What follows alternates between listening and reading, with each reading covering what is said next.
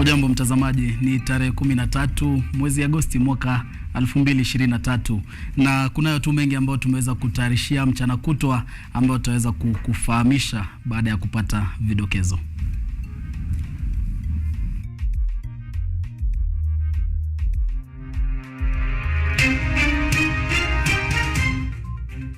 Rais William Ruto asema watoto wanaoenda shule watapata lishe bora.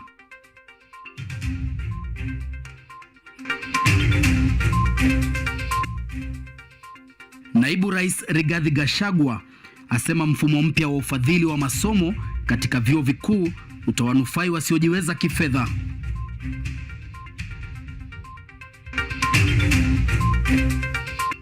Waziri wa usalama Kithure Kindiki ataka kutozuka maandamano iwapo mazungumzo baina ya serikali na upinzani yatagonga mwamba.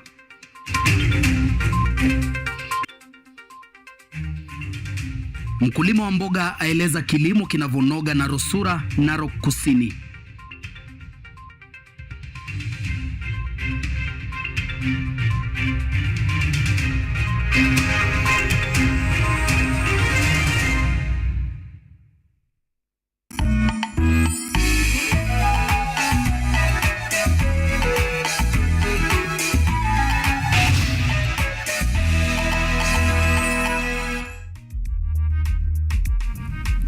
Shukrani za dhati mtazamaji kwa kuandamana nasi. Mimi nafahamika kama Mutweri Eliud, naye mtangazaji kwa lugha ya ishara ni Mutava Mwongeli. Karibu tukupashe. Rais William Ruto akihudhuria ibada katika kanisa la Faith Evangelistic Ministry eneo la Karen amewahakikishia Wakenya kuwa serikali itahakikisha kuwa watoto milioni 4 wanaoenda shule watapata lishe bora. Rais Ruto anasema mradi huu unakusudiwa kuwapa matumaini watoto wanaoishi katika maeneo kame na wale wanaoishi mitaa ya mabanda. James Muriki anatufungulia Mizizi Wikendi. Akizungumza katika kanisa la Faith Evangelistic Ministry katika eneo la Karen baada ya kushiriki ibada, Rais William Ruto amebaini kuwa serikali itahakikisha kuwa watoto milioni 4 wanaoenda shule watapata lishe bora. Rais Ruto amesema katika kaunti ya Nairobi tu watoto zaidi ya 200,000 watanufaika na mradi huu. We've agreed with the governor. We're going to feed 250,000 kids in the city of Nairobi, especially from the informal settlements. We're going to use our taxes to make sure that 4 million children go to school and have a meal. Rais Ruto amesema kuwa mradi huo tayari umeanza na unakusudiwa kuwapa matumaini watoto wanaoishi maeneo kame na mabanda. Ameongeza kuwa serikali yake inashirikiana na magavana ili kuweza kufika hadi milioni 6. And we are working with governors and others to scale up and see whether we can reach 6 million kids going into the future. Vile kuhusiana na suala la mpango wa nyumba ambalo limekuwa likigonga vichwa vya habari kila kuchao, Rais Ruto anasema kuwa ajenda ya mpango wa nyumba haikulenga sana ujenzi wa nyumba sana, bali kuzalisha ajira kwa vijana. Aidha, alisema kwa kuwa kujawahi kuwa na programu rasmi inayolenga vijana kwa makusudi, wakati huu serikali imepata mpango mahususi katika mpango wa nyumba na mfumo wa kidijitali. Good people, I have said it before, I will say it again in church. It wasn't so much about the houses. It was so much about the jobs for the young people of Kenya. And we have a clear plan on how to create jobs in the housing program, create jobs in the digital space, create jobs exporting labor, create opportunities in our agro-processing and value addition. Kadhalika, Rais William Ruto amesema serikali ina nia ya kuongeza akiba ya nchi. Alidokeza hatua hiyo itaondoa nchi katika ukopaji wa kigeni ambao umendumaza uchumi. Alibainisha kuwa nchi ya Kenya imeokoa shilingi bilioni 350 pekee katika kipindi cha miaka 60 katika hazina ya malipo ya uzeeni NSSF. Hata hivyo, alieleza kuwa serikali imebadili mwenendo huo na iko mbioni kuongeza maradufu akiba ya NSSF ndani ya miaka 4. Because of the new formula that we have agreed and we have begun implementing the last 4 months, we are going to double that money, the 350 billion. We are going to double that money in 4 short years. Rais Ruto amewapongeza wakulima kwa kusema kuwa wanafanya kazi nzuri kwa kuzalisha chakula zaidi ikilinganishwa na mwaka uliopita.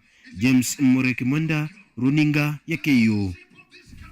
Asante James. Naibu wa Rais Rigathi Gachagua amepinga kauli kuwa serikali imepandisha gharama ya elimu ya juu, huku akidai kuwa mfumo mpya wa ufadhili wa masomo katika vyuo vikuu utawanufai wasiojiweza kifedha.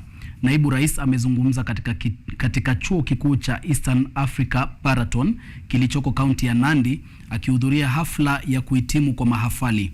Gachagua aidha amesifia ripoti ya jopo kazi la masuala ya elimu ambalo limepokezwa kwa Rais William Ruto hivi majuzi, akisema kuwa masuala yaliyopo kwenye ripoti hiyo yanalenga kuboresha sekta ya elimu nchini. Naibu Rais Rigathi Gachagua amepinga kauli kutoka kwa baadhi ya Wakenya na viongozi wa upinzani kuwa serikali imepandisha gharama ya elimu ya juu nchini. Nimeona sasa wakijaribu kusema ati the changes we have made in the education sector is making education for the rich. It's a lie, blatant lie. What we are saying is we are changing the model so that people, once you are given assistance, it's full. Hakuna haja kusomesha mtoto umpatie bursary form 1, umwachilie form 2, hana then arudi nyumbani umeenda hasara. We have just refocused and changed the strategy of funding university education. Gachagua halikadhalika amesifia ripoti ya jopo kazi lililoteuliwa na Rais William Ruto kushughulikia masuala ya kuboresha sekta ya elimu, akisema kuwa inalenga kuwabadili mahafali kutoka kwa wenye hulka ya kutafuta ajira na kuwafanya wenye kubuni nafasi za ajira. The report has set on course a raft of reforms that will re-engineer the education system to meet emerging socio-economic development demands of our great country. It also happens when our nation is grappling with rampant unemployment as graduates from tertiary institutions compete for limited opportunities. This was one of the reasons that the President sought inclusive and evidence-based reforms in the education sector. Naibu Rais pia amesifia bajeti ya serikali ya mwaka 2023-2024 akisema kuwa sekta ya elimu imefaidi pakubwa baada yake kupokea zaidi ya shilingi bilioni 600, hii ikiwa ni nyongeza ya shilingi bilioni 84 kwa mgao wa mwaka uliopita wa kifedha. In our first budget of 2023-2024 financial year, we have allocated a record 628 billion Kenya shillings to the education sector, an increment of more than 84 billion from the previous year, accounting for about 27.4% of our total budget. Is not an accident. We are implementing and igniting a system that is skill focused for development. Gachagua amesema kuwa serikali imechukua hatua ya kuwapa mahafali tarajali za malipo ili kuwapa motisha wanapoendelea kufikia ndoto zao za kitaaluma. Halikadhalika ametaka taasisi za masomo ya juu kuhakikisha kuwa taaluma zinazofunzwa ni za kuwapa vijana ujuzi wa kukabili masuala mbalimbali yanayoathiri taifa kama vile mabadiliko ya tabia nchi. Universities and higher institutions of learning can no longer boast of courses they offer, but the quality of the versatile skills they impart on the graduates to solve emerging issues like climate change and enhanced food security. Naibu Rais alikuwa akihudhuria hafla ya kuhitimu kwa mahafali zaidi ya 800 katika chuo kikuu cha East African Paraton iliyoko kaunti ya Nandi. Joseph Kes, Runinga ya KU. Na asante Kes kwa taarifa hiyo.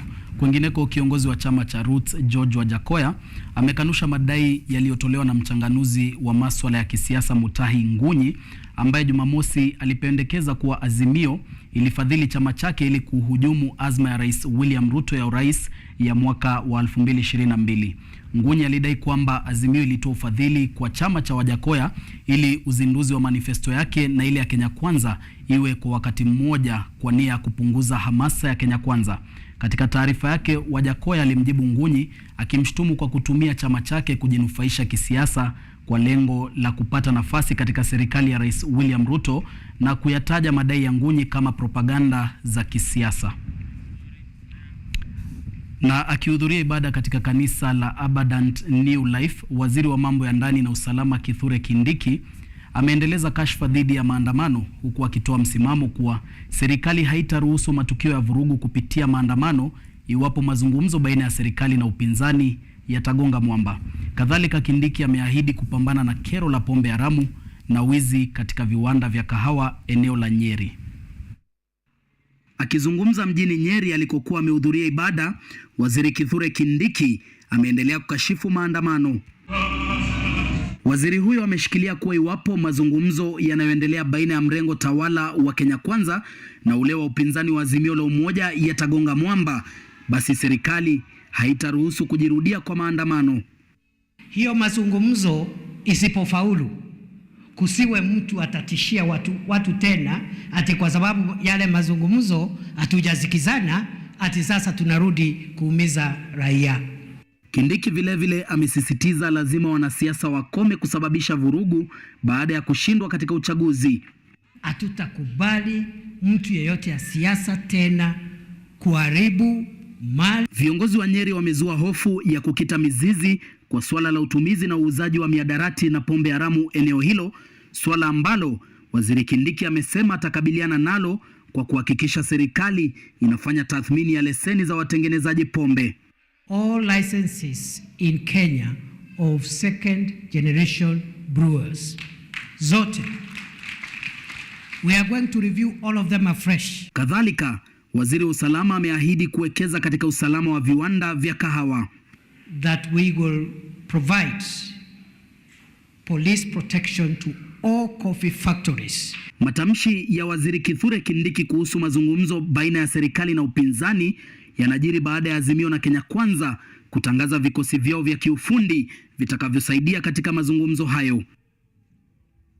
Na mtazamaji, na mazungumzo yale ya baina ya Azimio na Kenya Kwanza yanatarajiwa kuanza hapo kesho, na leo kiongozi ama kinara wa Azimio Raila Odinga amedhibitisha kwamba amekutana na seneta wa Delaware wa Marekani Chris Coons, ambaye amehusishwa sana na ile handshake baina ya Uhuru Kenyatta ama rais mstaafu Uhuru Kenyatta na Raila Odinga mwaka 2018. Na Odinga kupitia kwa mtandao wake wa Twitter alisema kwamba ilikuwa ni furaha kubwa kama kawaida kukutana na kubadilishana maelezo na rafiki yangu Senator Chris Coons. Alasiri hii ilitumika vyema. Mtazamaji, ni hayo, lakini tutakuwa tunachukua mapumziko mafupi kisha turejee na mengi zaidi.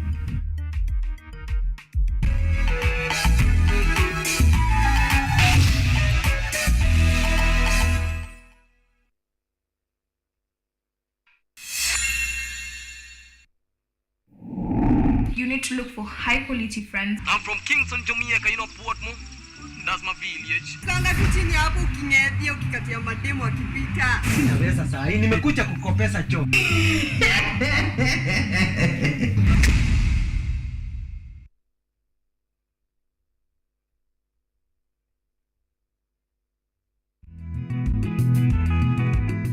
Kutoka kuwa jamii ya kuhamahama na sasa kujumuisha kilimo katika mitindo yao ya maisha. Kwenye toleo la kaunti ya Narok, hii ni Boresha Kilimo, kwani afya bora ni kilimo bora. Kwani kilimo ndicho huboresha maisha.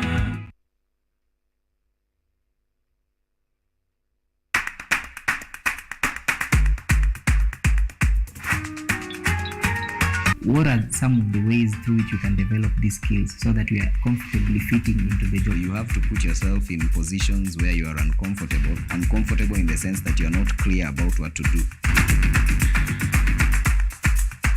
Because I used to work a corporate job before. So when I left, I happened to visit someone's farm around this area. So this project is called Security Breach Detector and Can Familiarize. It is meant to be used to detect, detonate explosive. We'll tackle all the tough issues, discuss all the weird moments, and hopefully share a few laughs along the way.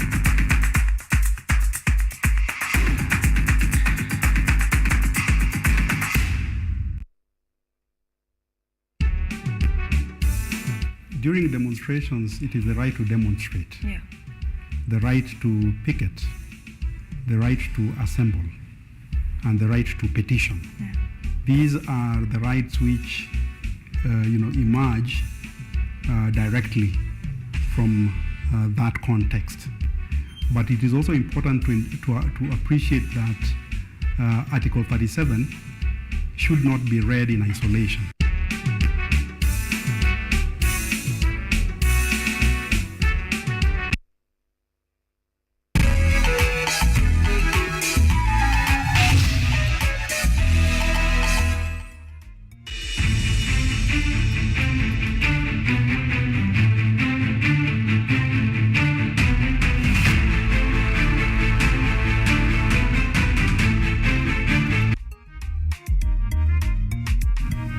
Asante mtazamaji kwa kuzidi kutegea Mizizi Wikendi. Jamii ya Wamasai eneo la Narok inaendelea kubadili mtindo wa kutegemea mifugo kama kitega uchumi kwa kukumbatia kilimo cha vyakula mbalimbali. John Nakola ni mkulima wa mboga aina ya kabeji ambaye tangu aanze kilimo hiki miaka 2 iliyopita ameshuhudia faida kubwa huku akiweza kukabili changamoto za soko na magonjwa. John Nakola ni mkulima wa cabbage, nyanya na kitunguu katika eneo la Narok Sura, Maji Moto, Narok Kusini, kaunti ya Narok, kutumia unyunyizaji maji kutoka mto Narok Sura kutoka chemchemu ya Nkongu Nkare. Vile tumefanya ni kwamba tumeweka storage, tumechimba shimo ambayo ina store maji kiasi ya kuweza kunyunyiza eka ama zaidi. Alafu unaweka maji pale, tunarudi kupump ifike kwa shamba. Katika shamba lake la ekari 5 Nakola ukuza kabeji na sasa imekaa shambani zaidi ya miezi 2 tangu kupandwa. Kila kichwa cha kabeji huwa umbali wa sentimita 45. Tunaotesha naye mara ya kwanza, alafu tunafanya top dressing baada ya wiki 2, bado tuna the same. Alafu baada ya mwezi moja, ikifika mwezi moja tunafanya top dressing na NPK. Baada ya hapo mkulima huyu huanza mchakato wa kukabili vimelea na magonjwa ambayo yanaathiri afya ya mboga hizi. Nakola anaeleza umuhimu wa kudhibiti changamoto hizi, kutumia dawa pendekezwa sokoni ili mkulima asipate hasara. Je, inagharimu hela ngapi kukuza mboga hizi? Kilimo cha mboga generally sio ngumu sana. Haigharimu pesa nyingi. Maximum yenye eka moja inaweza chukua ni 100,000 kuanzia mbegu, mbolea, kuweka maji, kupalilia, kila kitu mpaka ikuwe tayari. Na kwa eka moja tunaweka between 8,000 and 10,000 seedlings. Kwa sababu mboga ni kiungo muhimu jikoni kila siku, mkulima wa kabeji ana soko la hakika kila siku bila kujali changamoto za soko. Nakola huuza mboga zake eneo la Narok kwa 30% huku nyingine zikisambazwa Ukambani, Nairobi na sehemu zingine. Na cabbage ukiuza na 20 shillings bado inalipa. Sababu you realize that ukiuza na round figure 20 times 8,000, that is 160, so you still get 60 from 1 acre. So it's the only crop so far yenye uwezi poteza regardless of the market forces. Japo kabeji uchangamkiwa sana kila leo, kuna changamoto ya ushindani wa mboga nyingine wakati wa msimu wa mvua. Lakini matukio haya hajamzuia Nakola kuendelea na kilimo hiki. Lakini hiyo hali ya soko huwa hatuna control. So hiyo tunakubali kwamba wakati mwingine iko chini, wakati mwingine iko juu. Na kwa sasa mimi nimekubali nifanye kilimo ya cabbage bila kuwa speculative. Aghalabu wakulima ushauriwa kuhakikisha angalau kila wakati ni wakati wa mavuno ili kuendelea kupata mapato baada ya kipindi kifupi. John Nakola amegawanya vipande vya shamba kukuza mboga katika viwango tofauti. Hapo awali nilikuwa nafanya kuvuna kila baada ya miezi 2, lakini kutoka hapa mahali tulipo itakuwa ni kila mwezi, itakuwa continuous kwa muda wa miezi 8. John Nakola ni mmoja wa kulima kaunti ya Narok ambao wanawapa motisha wenzao wa jamii ya wafugaji kukumbatia kilimo cha vyakula mbalimbali, kustawisha maisha ya wafugaji wanaokumbwa na changamoto ya ukame yanayoletwa na mabadiliko ya tabia nchi. Anyango Sylvia, runinga ya KU. Asante Sylvia. Upanuzi wa mradi wa utoshelevu wa chakula nchini Galana Kulalu ulioko kwenye mpaka wa kaunti ya Kilifi na kaunti ya Tana River umekamilika. Mradi huo umeanza kuvutia sekta za kibinafsi katika ushirikiano wa umma, na kufikia sasa kampuni 15 zimetajwa kuonyesha kuvutiwa katika kilimo cha unyunyuziaji katika eneo la zaidi ya ekari 200,000. Dorothy Musioka ana taarifa hiyo. Huku shughuli za kukabiliana na madhara ya tabia nchi nchini zikiendelea, zoezi la upanuzi wa mradi wa usalama wa chakula ghala na kulalu nchini unaotekelezwa na kampuni ya Twiga Foods Limited kupitia shirika lake la kilimo cha biashara Selu Limited limevutia kampuni 15 za ushirikiano wa kibinafsi na umma. Kwa mujibu wa waziri wa maji, usafi na umwagiliaji Alice Wahome, upanuzi wa shamba la ekari 10,000 umekamilika. The work that Twiga is doing here is perfect. Twiga will take 20,000 acres. We do have enough water. We have done our estimates. We have enough water to irrigate 10,000 acres here, more or less immediately. Mwanzilishi wa kampuni ya Selu Limited Peter Njonjo alidokeza kuwa wanatarajiwa kuzalisha zaidi ya gunia milioni 2 kila mwaka kutoka kwa ekari 20,000. Kadhalika Peter aliangazia mradi huo kuwa wenye faida kwa nchini, kwani utaboresha uzalishaji wa mahindi nchini. Unlike other parts of the country, the maize crop takes 105 days here. So it means that with irrigation you can actually do 3 crops a year, including a rotational crop.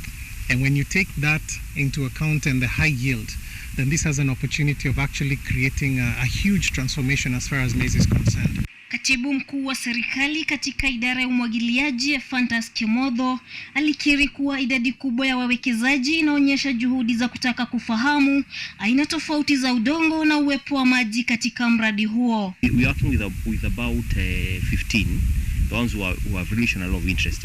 One of the things they've been asking for the type of soils, the soil structure, which actually the proof of concept which is currently being done here by the current developer, because actually is actually trying to test the soil structure and a number of. To be able to develop the fertilizer regimes, we've carried out extensive soil analysis and study to look at the structure, look at the nutrient content, to look at the water retention capacity, organic matter content, among other things. That informs now the development of these 3 different regimes that we are testing against. Haya yanajiri wakati nchi imekumbwa na ukame kwa muda kufikia sasa. Hivyo basi upanuzi wa mradi wa ghala na kulalu unatoa taswira mpya katika uzalishaji wa chakula, haswa mahindi, na kuhakikisha usalama wa chakula nchini. Dorothy Musioka, Runinga ya KU.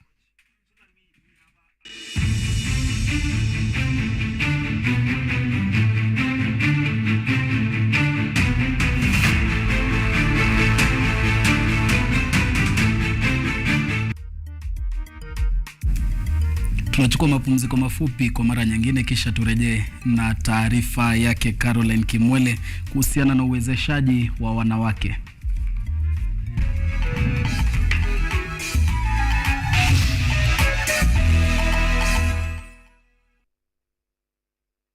Are you an aspiring media practitioner, a graduate, or you just want to advance your skills in television production? Then welcome to Kenyatta University, where education meets innovation. KUTV, the premier university television station in Kenya, is now offering short courses in TV studio, field technical operations, and video editing. Through these courses, you will acquire hands-on skills on camera operations, media production, lighting techniques, audio-visual editing, and sound and visual control, and how to operate key equipment in modern TV control room. Enroll today at KUTV and discover your full potential in cutting-edge TV broadcasting. Graduates of these courses will receive professional certificates. For more information, visit our offices at KUTV Studios or call us on 020-870-4252 or 020-870-4255 or SMS us on 0739-110-544. KUTV, a new experience.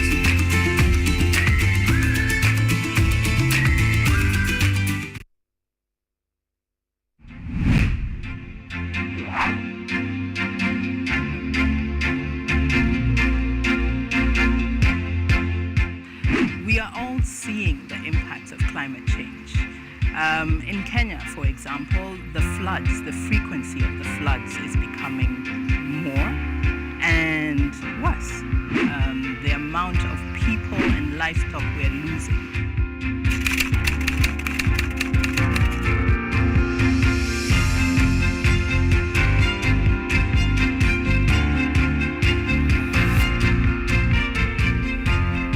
The level we need to go is a level where the normal mwananchi and also the government stakeholders can uptake these solutions.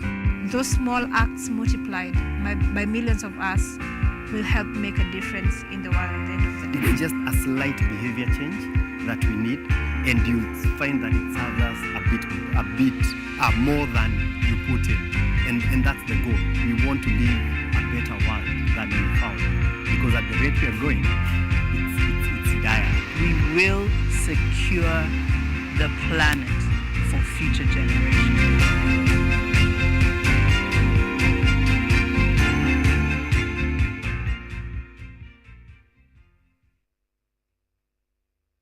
Focus on Health is a show that creates awareness on matters health and informs you on various diseases, their causes, treatment, prevention, coping, and support. So join me, Bwari Michelle, every Thursday at 7:30 p.m. only on KUTV. You can also follow us on our social media platforms at KUTV Focus on Health on Facebook and also on YouTube, and Health Focus on Instagram, because your health is your wealth. Stay safe and stay healthy.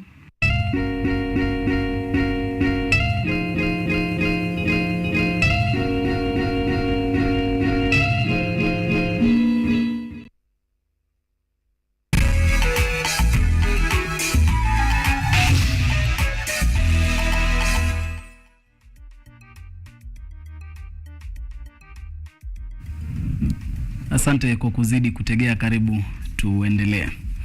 Baada ya kudadavua baadhi ya changamoto wanawake wanapitia kiuchumi na hata katika uongozi na utawala, kitovu cha chuo kikuu cha Kenyatta cha kuwezesha wanawake kiuchumi maarufu KUWIHAB kimeungana na shirika la WELL kuweka mwanga kwa wanawake kuhusu haki zao. Ungana na Caroline Kimwele akiweka wazi safari yao ya utafiti katika kaunti ya Bomet. Kituo cha chuo kikuu cha Kenyatta cha kuwezesha wanawake kiuchumi maarufu KUWIHAB kiliundwa miaka 3 iliyopita ili kusaidia katika juhudi za kuwashirikisha wanawake katika mambo kadhaa kama vile katika kufanya maamuzi sawia na kuwawezesha kiuchumi na kimaendeleo. Chuo kikuu cha Kenyatta kilipokea ruzuku ya utafiti kutoka kwa wakfu wa Bill and Melinda Gates ili kuanzisha kituo ambacho madhumuni yake ni kutoa ushahidi wa kuendeleza uwezeshaji wa wanawake kiuchumi nchini Kenya. Ushahidi huu utatumiwa na watu na mashirika yanayotaka kuboresha wanawake, yaani washikadau kama vile watunga sera, wataalam, watafiti, serikali za kitaifa na kaunti, mashirika yasiyo ya kiserikali na washirika wa maendeleo. Kenyatta University Women Economic Empowerment Hub is advocates for women empowerment through evidence-based research that informs policy. And that's why the hub was formed. Kenyatta University, being an academic and research institution, was through a competitive bidding, was given a grant, a 5-year grant by Bill and Melinda Gates Foundation. And this grant had those many projects, about 10 or 11 projects. So, and mine was one of them. So we wrote proposals, then we consolidated those proposals, and we had one major proposal for Kenyatta University under WIHAB. And so we won the bid. And after winning the bid, then of course the money was released and we started embarking on conducting research in various aspects of women economic empowerment, research that could inform policy, so that the end result of our findings will be to disseminate those findings to the various stakeholders that are of interest. And after that, we also give policy recommendations. And we could even go a step further by developing policy briefs that we sell to the county or national government.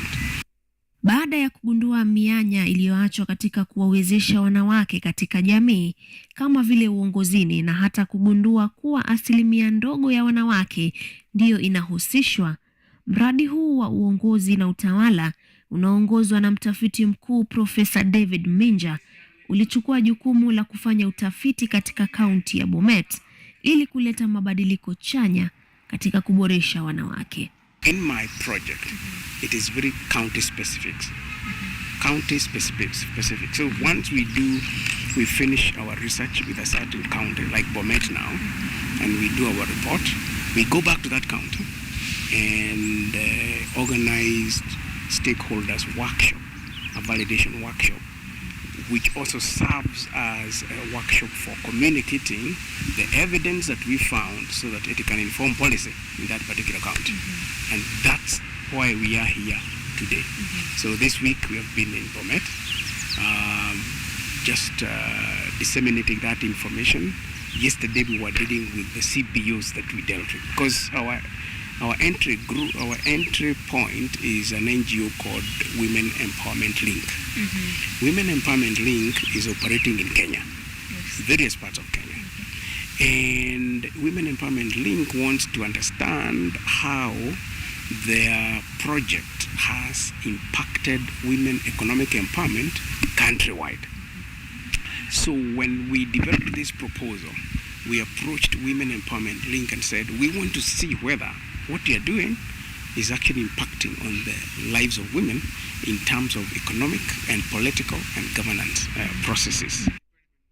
Ufanisi wa utafiti huu ulifanikishwa na baadhi ya wahadhiri katika chuo kikuu cha Kenyatta kwa ushirikiano na shirika lisilo la kiserikali la Women Empowerment Link, yani WELL. Miongoni mwa wahadhiri hawa ni mtafiti mkuu Profesa David Minja, naibu mtafiti mkuu Profesa Elishiba Kimani, Daktari Edna Moi, Daktari Jackson Mdoe, Daktari Hilda Mahamara, pamoja na mwakilishi wa shirika la WELL Julian Ngoiri. Kulingana na watafiti hawa, shirika la WELL lilipata fursa ya kuwafundisha wanawake wa Bomet ujuzi tofauti ikiwemo jinsi ya kuwekeza katika vikundi, jinsi ya kuwa waamuzi bora, viongozi bora kote katika familia na serikalini, stadi za maisha, ujuzi wa kifedha na biashara, na hata jinsi ya kuwakilisha maoni na mapendekezo yao katika jamii, miongoni mwa nyingine. Mama Selina Rono ni mfanyabiashara wa mboga. Anaelezea alivyonufaika na mradi huu. Kama hao wametufundisha WELL, tulikuja sasa kuwafunza hata wewe unaweza simama. Hata wewe unaweza simama, you are capable. You are capable. Wewe unasimama, hakuna unafikiria hao wako na nini? Hata sisi tuko na uwezo, tutaenda. Na watu walisimama nani? Walisimama, tulikuwa napigania mwingine MC alikosa, alipata namba 2. Mwanamke. Albina Ruto ni mnufaika mwingine, japo yeye ni mjane kwa miaka 30 sasa. Anaeleza kuwa shirika la WELL liliweza kuwafundisha madhara ya ukeketaji na hata alivyoona umuhimu wa kuweka akiba. Albina na mtoto wake wa kike ambaye anaishi na ulemavu na vile ni mama wa watoto 3. Anakiri kuwa baada ya mwanawe kuolewa, mumewe alianza kumtesa, hata kumpiga. Ila mafunzo aliyopata kutoka kwa shirika la WELL kuhusiana na dhulma za kijinsia yaliwasaidia, maana mume mtu alibadilika kuwa mume bora. We were trained with